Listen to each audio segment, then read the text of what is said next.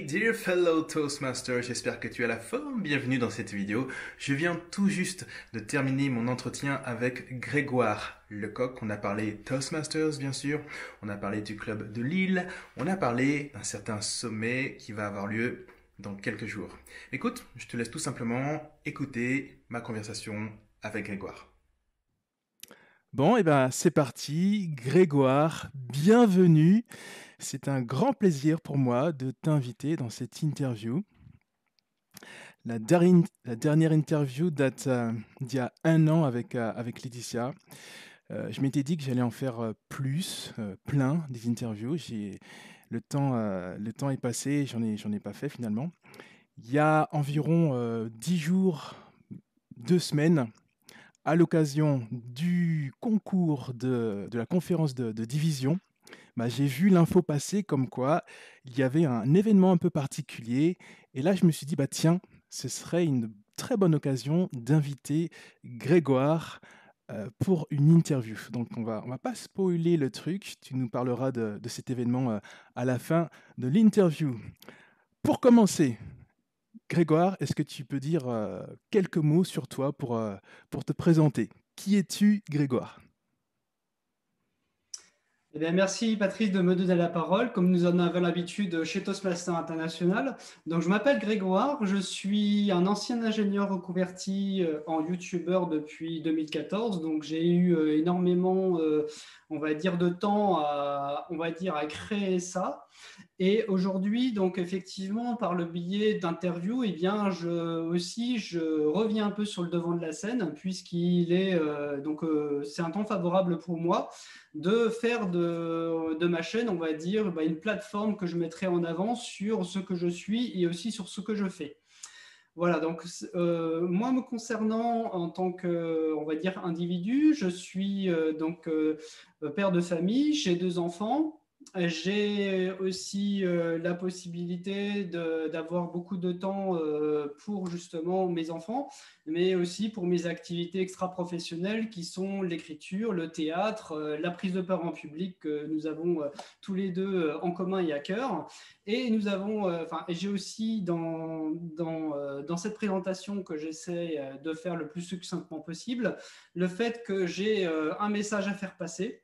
Et ce message que je souhaite faire passer, eh bien, je le fais au travers de cette chaîne YouTube que je construis, qui est l'essentiel pour l'homme.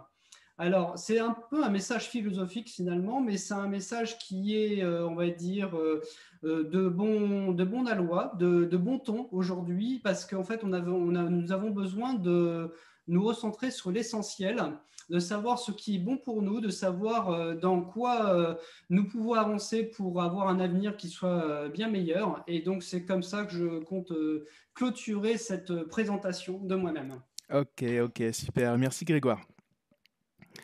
Je ne l'ai pas dit, mais l'idée sur cette interview, c'est de bien sûr parler de ton parcours Toastmasters. Et les questions finalement que je vais te poser par rapport à ça, ça va vraiment tourner autour de ça. Et la première question que je vais te poser, Grégoire, c'est quel est ton club Toastmasters? Eh bien, mon club Toastmasters est le club Toastmaster Lille. Donc, le club Toastmaster Lille, il a d'ailleurs un petit vécu puisqu'il a été créé en 2011, il a été charterisé en 2012. Il y a eu 4 membres fondateurs qui l'avaient créé, mais aujourd'hui, en fait, on est une quinzaine de membres. Et je viens de ce club-là et j'en suis le vice-président à la formation. Donc, ça fait pour la deuxième année consécutive. Je suis on va dire, je suis ce vice-président-là qui, on va dire, montre l'exemple surtout pour que les autres puissent prendre exemple sur moi et qui puissent inspirer aussi les autres de leur façon à eux. Ok, ok, très bien. Toastmaster Lead. Comment est-ce que tu as découvert Toastmasters? Comment, quand et dans quelles conditions? Alors en fait, c'est assez bizarre d'en parler aujourd'hui, mais en fait, c'est le bouche à oreille. Avec un de mes amis informaticiens, nous avons fait la même école d'ingénieur ensemble. Et puis il m'a dit, bah, Grégoire, moi je travaille ma prise de part en public chez Toastmaster International. Et c'était déjà en 2004. Voilà, donc Ça date. ça date. Et en fait, il m'a dit, bah voilà, quand tu seras prêt, hein, bah tu viens et puis tu verras si c'est fait pour toi et si jamais le cœur te dit de pratiquer la prise de parole en public, eh bien, ça sera justement le bon moment pour toi. Et ben en fait, c'est en 2014 que j'ai ressaisi le message de mon copain informaticien et je me suis dit, il serait peut-être temps que je m'y mette. Et c'est en 2014, donc précisément en décembre 2014, où j'ai fait mon premier brise-glace. Et j'ai parlé, c'était dur pour moi parce que j'ai parlé devant une audience.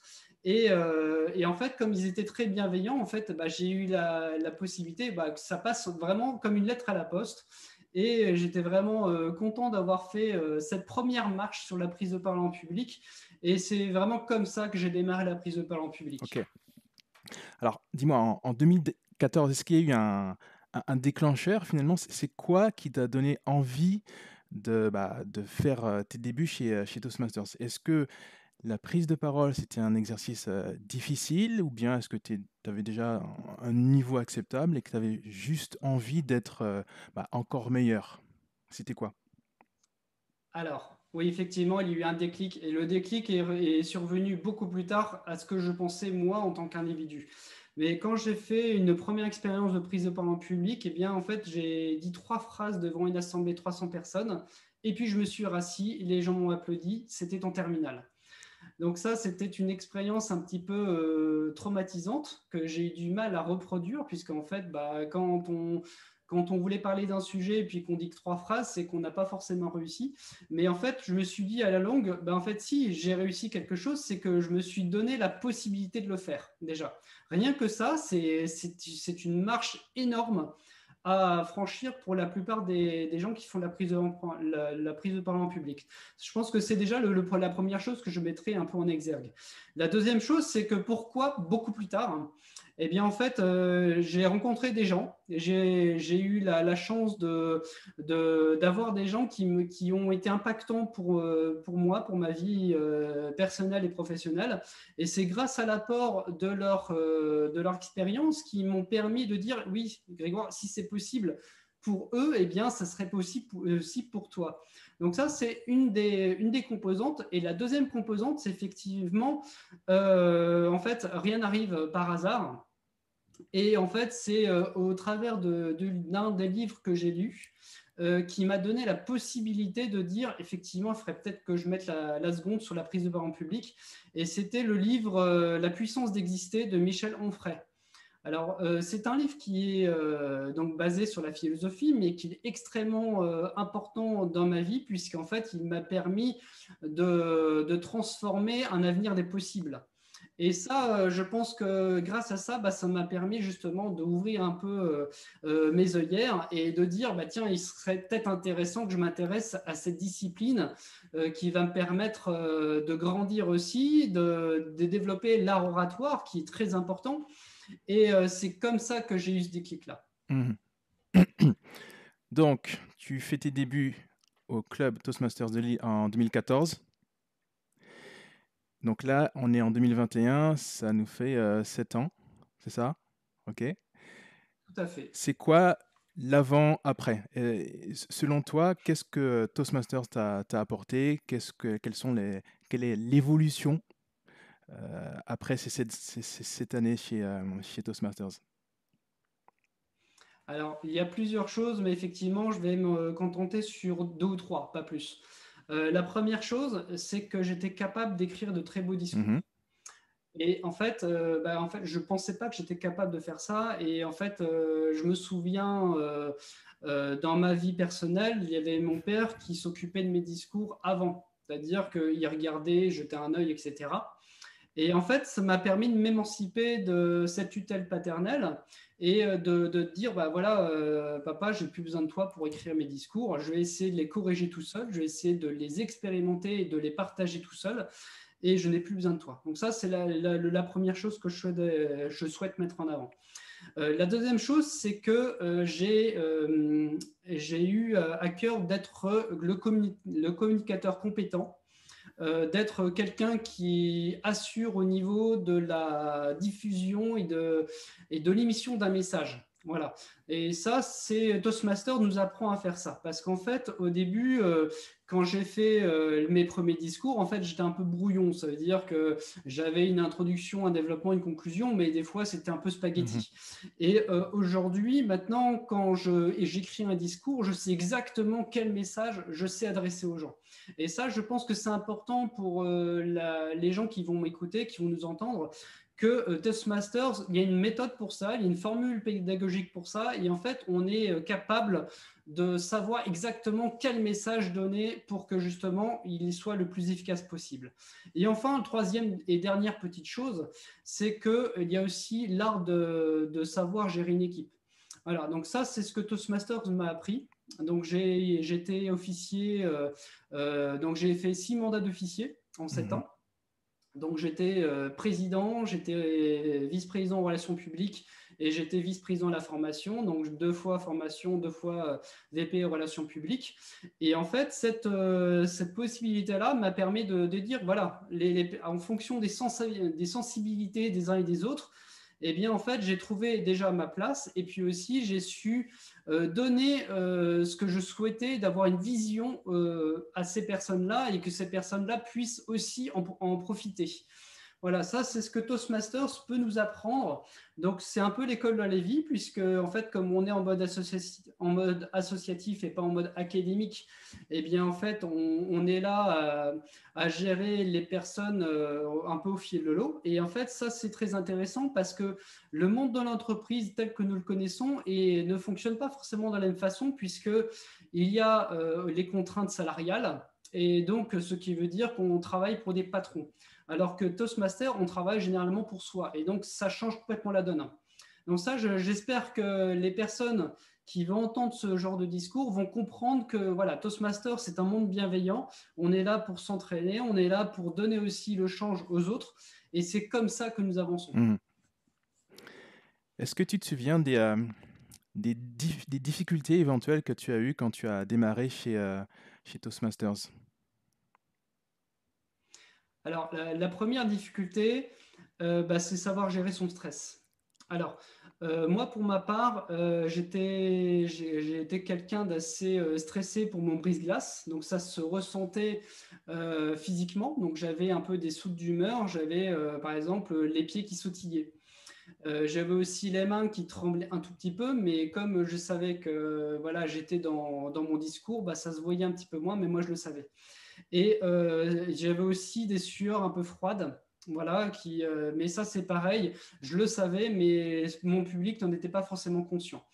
Et la petite difficulté, c'est savoir vivre avec. Voilà, parce qu'en fait, on n'élimine jamais vraiment ça, mais par contre, là où on peut intervenir, c'est savoir canaliser ce stress, canaliser ses émotions et savoir en faire que du positif, puisqu'en fait, le but, c'est pas que ce soit néfaste pour sa prise de parole. Donc, c'est cette difficulté-là sur laquelle j'ai un peu buté au début quand j'ai commencé Toastmasters. Après, je peux en citer d'autres, mais je pense que celle-ci est suffisamment parlante en ce qui me concerne pour dire qu'effectivement, il y a beaucoup d'individus qui vont être, on va dire, embêtés par ce côté stress. Après, il y avait aussi une autre difficulté que je souhaite mettre en exergue également, c'est le fait de savoir trouver ses mots. Alors, généralement, quand j'ai commencé à écrire des discours et puis après les dire, généralement, j'avais tendance à vouloir les apprendre par cœur. Alors ça, c'est une première difficulté, donc ce qui veut dire qu'on est plus en mode théâtral, on n'est plus en mode prise de parole en Mhm. public.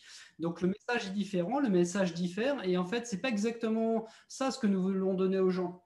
Le but, c'est donc la méthode Toastmaster permet à des gens de savoir partir sur une idée précise et se fier à ses mémoires de façon à ce que le message soit le plus impactant pour le public qui regarde ce message. Et en fait, ça, c'est quelque chose que j'avais vu avec Stéphane André. Donc, c'est un professeur d'art oratoire, donc qui travaille à Paris en tant que professeur. Et en fait, cette personne-là avait dit que le public, c'est le stimulant et le cerveau de l'orateur, c'est le stimulé. Et c'est exactement ça, parce qu'en fait, on regarde un public et en fonction des réactions de ce public, eh bien, on va justement pouvoir apporter la bonne réponse le bon message grâce à ça. Donc voilà, ça c'est ce que je pourrais mettre en avant sur les difficultés. Ok. Donc tu sais que dans nos réunions, on a différents rôles, animateur de réunion, évaluateur, orateur, chronométreur, etc. Est-ce qu'il y a, alors je suppose qu'en 7 ans, tu as eu l'occasion de faire tous ces rôles plein de fois. Est-ce que tu as des rôles que tu préfères faire? Alors aujourd'hui, effectivement, quand je prends un tel ou tel rôle, bah, c'est plutôt pour dépanner les personnes qui limite bah, ont du mal avec, donc du coup je le prends. Et moi, ce que j'aime bien faire chez Toastmasters, limite, c'est l'évaluation générale, parce qu'aujourd'hui, bah, j'ai suffisamment d'expérience pour faire ce rôle-là, et en fait, bah, il m'est attribué naturellement, et moi, je le prends naturellement. Voilà. Mais par contre, il y a d'autres rôles sur lesquels je suis un peu moins à l'aise. C'est par exemple le rôle d'animateur qui est moins évident pour moi. Mais par contre, il faut absolument que je travaille ça aussi. Donc, je le prends évidemment de temps en temps pour justement bah, donner le change également. Voilà, donc je pense que c'est plutôt l'évaluation et l'évaluation générale sur lequel on va dire, je Mhm. m'attache. Voilà. Après, moi, j'aime bien prendre des discours. J'aime bien donner des nouveaux messages. Et donc, pendant ces 3 dernières années, j'ai dû faire une vingtaine de discours. Voilà, pour donner un peu quelques indications sur Mhm. moi.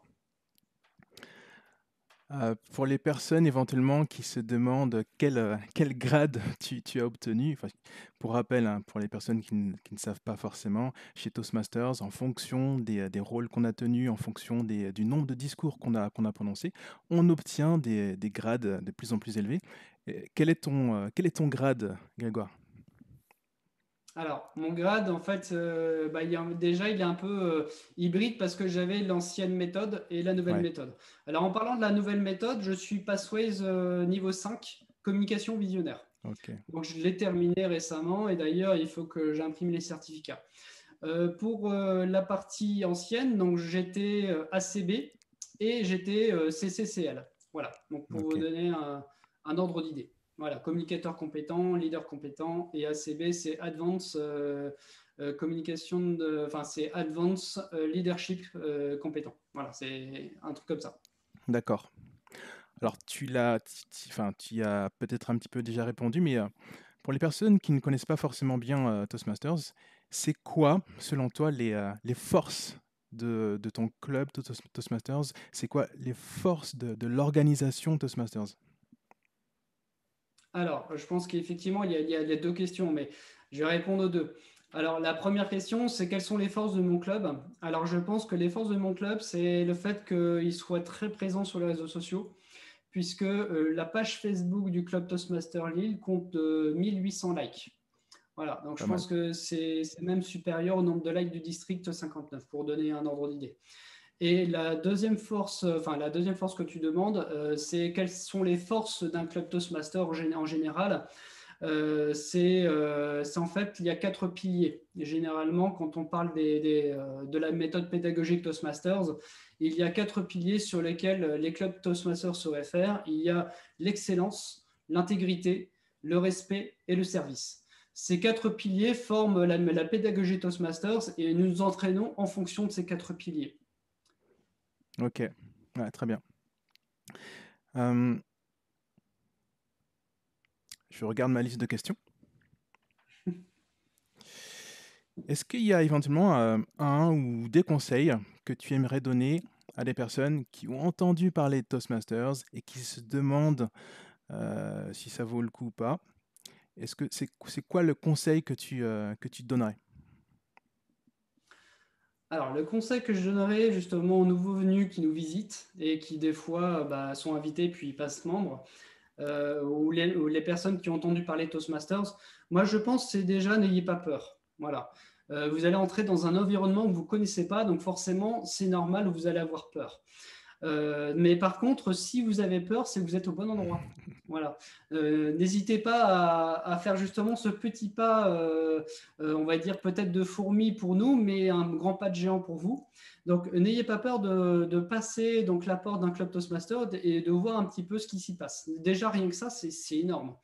Et puis, à partir du moment où vous avez compris qu'on ne va pas vous manger tout cru, eh bien, après, c'est l'occasion de faire vos premiers pas, déjà en nous entendant, et puis après, peut-être prendre un rôle, de prendre une improvisation, et puis après, de passer membre, et puis devenir peut-être comme moi un jour, de faire son propre brise-glace, et puis de faire une multitude de discours, comme j'en ai eu l'occasion.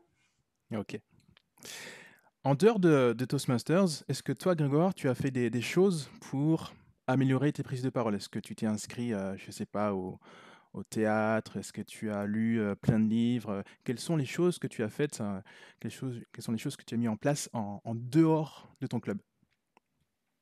Alors, c'est une question très importante parce qu'effectivement, la prise de parole, ce n'est pas tout. Moi, ce que j'ai fait par mes expériences extra-professionnelles, c'est que je me suis inscrit au théâtre. Je me suis inscrit aussi à un club d'écriture. Donc, ça m'a permis à écrire davantage et mieux mes discours, par exemple. Je me suis aussi inscrit donc à une formation d'audiovisuel cinématographique. Et en fait, ces formations-là sont des bagages supplémentaires pour pouvoir obtenir ce que je veux dans la vie. Voilà. Mais là où je veux effectivement en venir, c'est que une prise de parole en public, ce n'est pas forcément faire du théâtre. Parce que du théâtre, c'est apprendre des textes par cœur et puis après, c'est être mis en scène. Alors que la prise de parole en public, on n'est pas mis en scène, on vient avec son bagage de communication et puis on diffuse un message. Donc, effectivement, c'est une question très importante parce que les personnes peuvent faire l'amalgame entre le théâtre et la prise de parole en public. C'est deux choses qui ne sont pas en concurrence et qui peuvent avancer en même temps.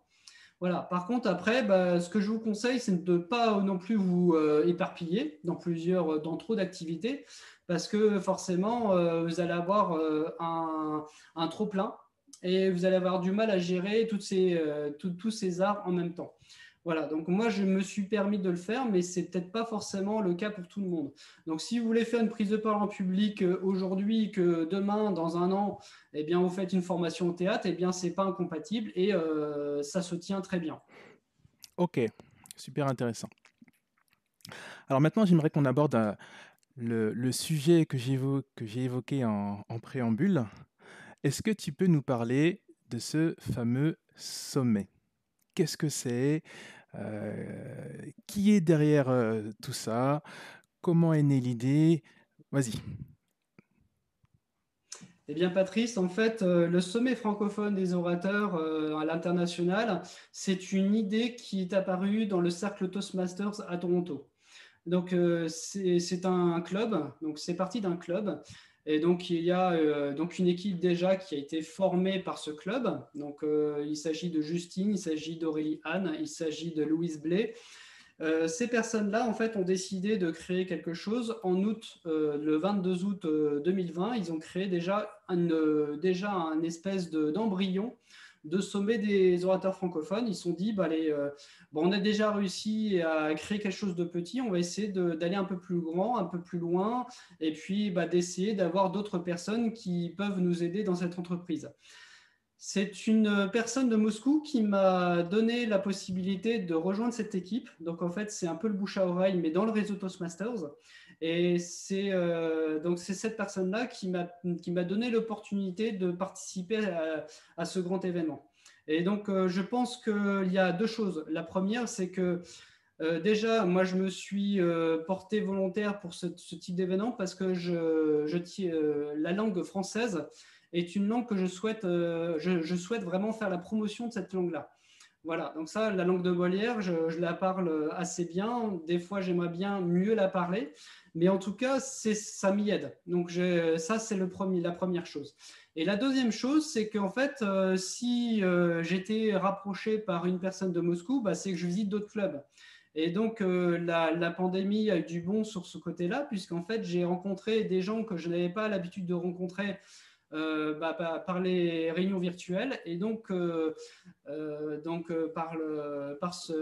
cet intermédiaire-là, eh bien, j'ai réussi à trouver les personnes qui me correspondaient vraiment pour créer un événement beaucoup plus important et qui soit d'impact international. Voilà, c'est comme ça que l'idée est née. Et aujourd'hui, effectivement, l'équipe, elle s'est étoffée de plusieurs autres personnes qui viennent du monde entier.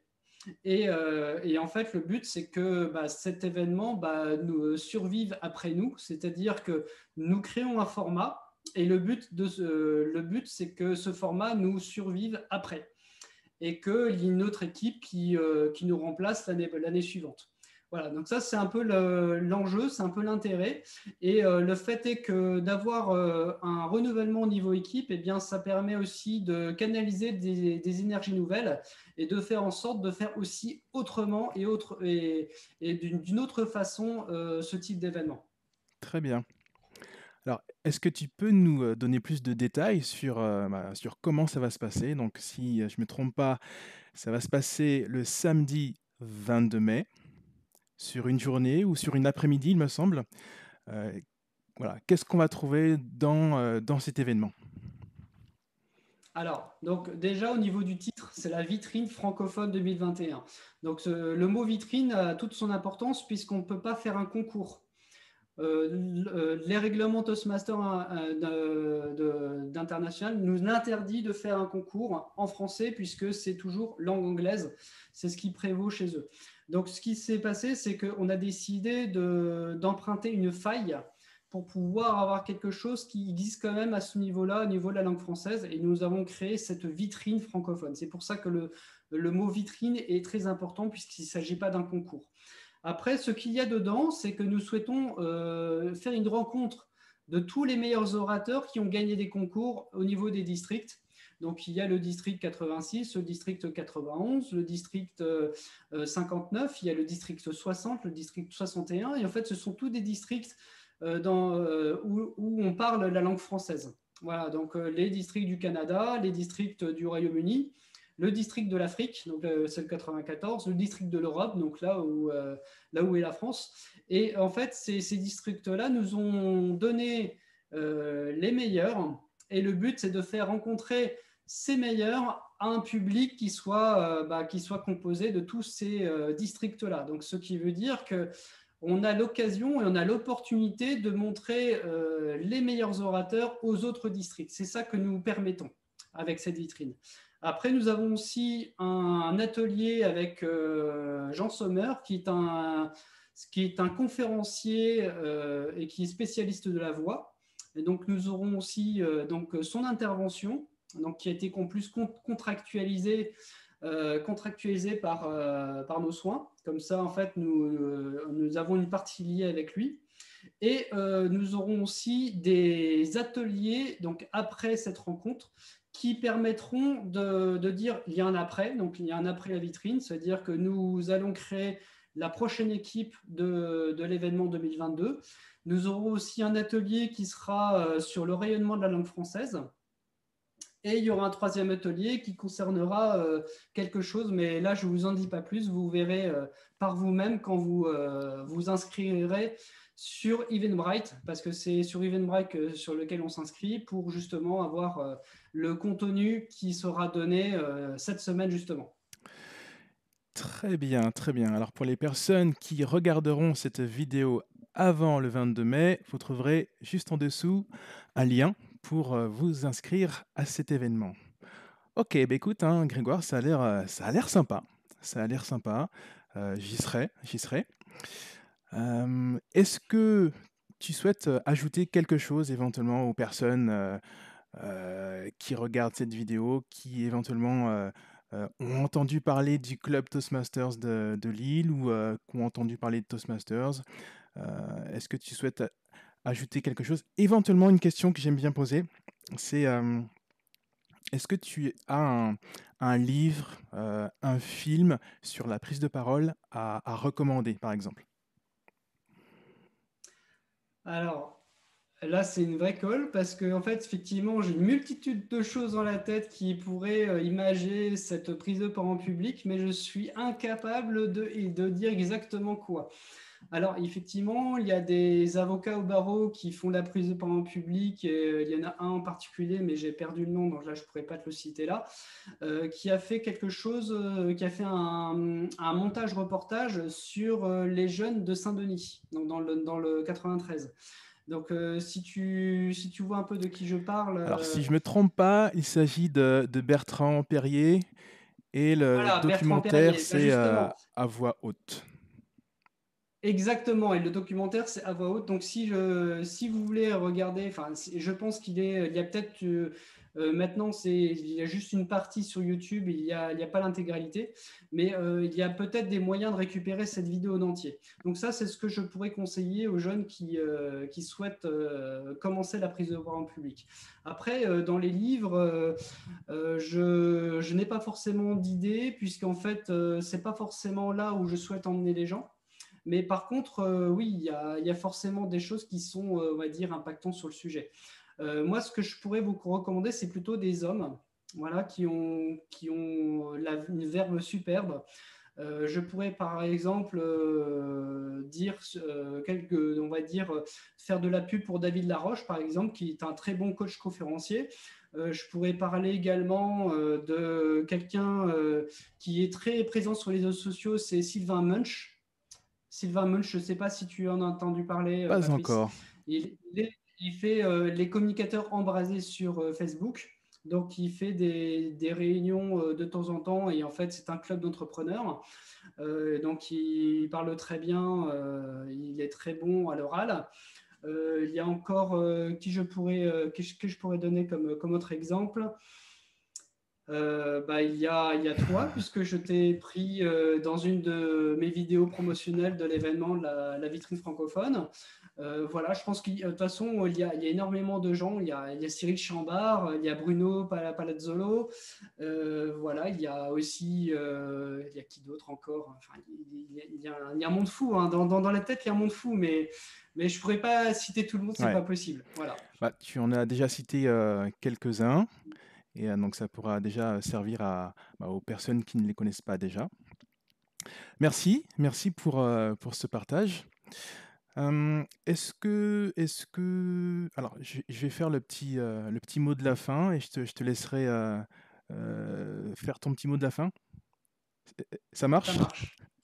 Bon, comme je le disais hein, au tout début, je suis ravi d'avoir fait du coup hein, cet échange, cette interview avec toi, hein. Ça faisait vraiment longtemps que j'avais en tête cette idée d'inviter sur cette chaîne d'autres membres Toastmasters parce que j'ai mon expérience à partager, j'ai des tips à partager, mais plein d'autres personnes, plein d'autres membres Toastmasters ont plein de belles choses à partager.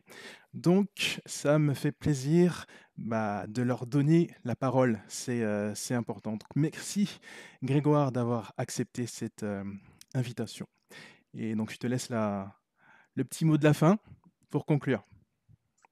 Eh bien, le petit mot de la fin, c'est que rejoignez-nous en tant qu'invité, puis participez à nos sessions, et puis faites en sorte que grâce à notre inspiration, eh bien, vous soyez capable, vous aussi, de faire vos propres discours, d'être inspirant, d'être impactant et d'être vous-même surtout. Merci Grégoire. Je mettrai sous la vidéo le lien vers le club ou bien la page Facebook de Toastmasters Lille. Bon, merci encore une fois Grégoire et je te dis à très bientôt. Ainsi se termine cette vidéo. Si tu veux en savoir plus sur le sommet, si tu veux en savoir plus sur Grégoire, tu trouveras juste en dessous de cette vidéo des liens. Si tu as aimé cette vidéo, n'hésite pas à liker, à commenter, à partager. Tu peux également t'abonner à cette chaîne pour ne pas rater mes prochaines vidéos. Je te dis à très bientôt pour une prochaine vidéo. Ciao, ciao!